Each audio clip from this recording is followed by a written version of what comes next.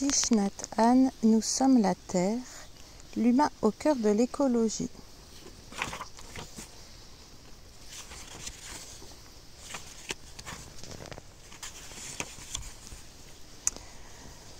En cet instant précis, la Terre est au-dessus de vous, au-dessous de vous, tout autour de vous et même à l'intérieur de vous. La Terre est partout. Peut-être l'avez-vous toujours réduite au sol sous vos pieds. Mais l'eau, la mer, le ciel et tout ce qui nous entoure émane de la Terre. Tout ce qui est extérieur à nous vient de la Terre, de même que tout ce qui est en nous. Nous oublions souvent que la planète sur laquelle nous vivons nous a donné tous les éléments qui constituent notre corps. L'eau de notre chair, de nos os et de toutes les cellules microscopiques qui forment notre corps vient de la Terre et fait partie intégrante de la Terre. La Terre ne se limite pas à l'environnement dans lequel nous vivons. Nous sommes la Terre et nous la portons tout le temps en nous. En tenant compte de cette réalité, nous pouvons voir que la Terre est vraiment vivante.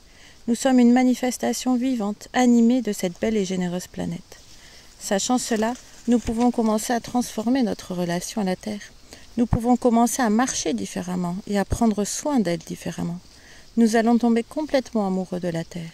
Quand nous sommes amoureux de quelqu'un ou de quelque chose, il n'y a pas de séparation entre nous-mêmes et l'objet de notre amour. Nous faisons tout ce que nous pouvons pour lui. Et cela nous nourrit et nous procure une grande joie. Telle est la relation que chacun de nous peut avoir avec la Terre.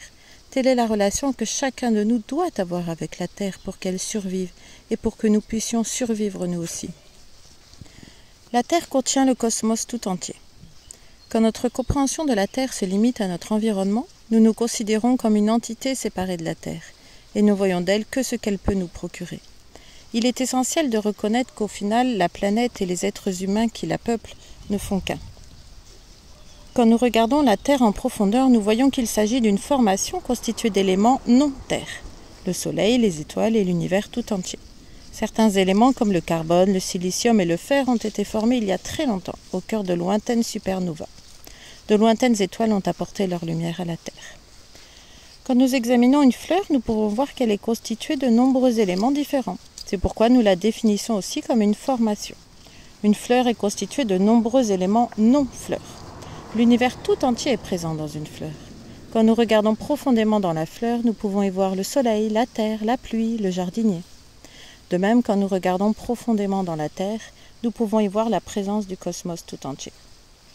Notre peur, notre haine, notre colère et nos sentiments de séparation et d'aliénation viennent en grande partie de l'idée que nous sommes séparés de la planète. Nous nous considérons comme le centre de l'univers et nous sommes avant tout concernés par notre survie personnelle. Quand nous nous préoccupons de la santé et du bien-être de la planète, nous le faisons pour notre bien. Nous voulons un air suffisamment pur pour pouvoir le respirer. Nous voulons une eau suffisamment claire pour avoir quelque chose à boire. Mais nos actes doivent être plus profonds que l'utilisation de produits recyclés ou des dons à des associations environnementales. Nous devons transformer complètement notre relation à la Terre. Nous avons tendance à considérer la Terre comme une matière inanimée parce que nous nous en sommes éloignés. Nous sommes allés jusqu'à nous éloigner de notre corps.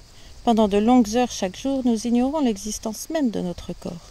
Nous sommes obnubilés par notre travail et nos problèmes au point d'oublier que nous sommes plus que notre esprit. Beaucoup d'entre nous tombent malades à force d'ignorer leur corps. Nous avons aussi oublié la Terre, oublié qu'elle fait partie de nous et que nous faisons partie d'elle. Comme nous ne nous occupons pas d'elle, la Terre et nous sommes tombés malades. Quand nous regardons profondément un brin d'herbe ou un arbre, nous pouvons voir qu'il ne s'agit pas que de matière. Il est doté d'une forme d'intelligence particulière. Par exemple, une graine sait se transformer en plante, faire pousser des racines, des feuilles, des fleurs, des fruits. Un sapin n'est pas que de la matière, il est doté d'une forme de savoir. Une particule de poussière n'est pas que de la matière. Chacun de ces atomes est une réalité vivante dotée d'intelligence. Cette compréhension de la nature non dualiste profonde des choses est appelée Advaya Jnana en sanskrit. Cela signifie la sagesse de la non-discrimination. C'est une vision de la réalité qui dépasse les concepts. Cela signifie la sagesse de la non-discrimination.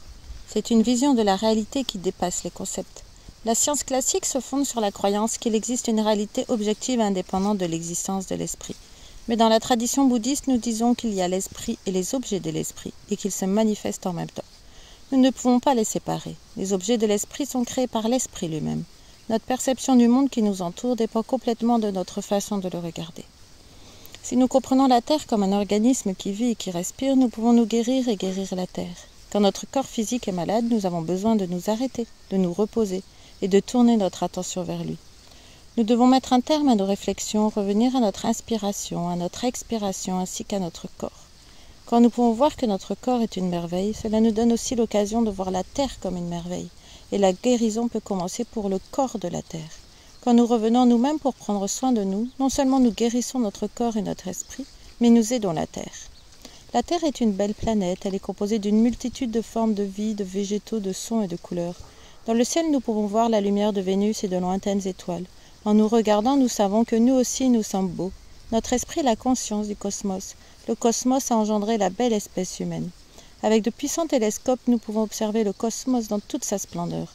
Nous pouvons entrevoir de lointaines galaxies. Nous pouvons voir des étoiles dont l'image a mis des centaines de millions d'années à atteindre la Terre. Le cosmos lumineux et gracieux que nous observons aujourd'hui est en réalité notre conscience elle-même et non quelque chose qui lui est extérieur.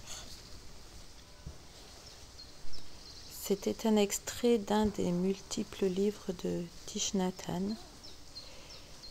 La vidéo que vous voyez a été réalisée à l'occasion d'une marche en pleine conscience au village des Pruniers, monastère bouddhiste.